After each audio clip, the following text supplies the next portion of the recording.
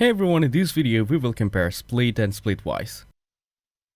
Splid and Splitwise are popular apps for splitting expenses, but they have some key differences.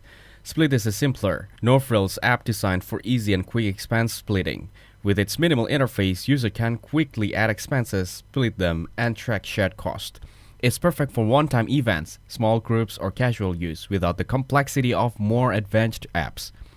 It is simple and intuitive, but it lacks features like payment integrations and group management.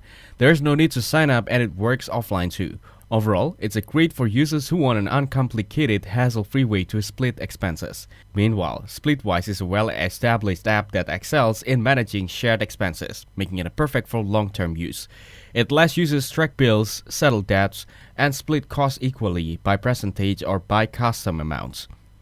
It's integrated with PayPal and Venmo, makes payment easy, and it supports multi-currency for international groups.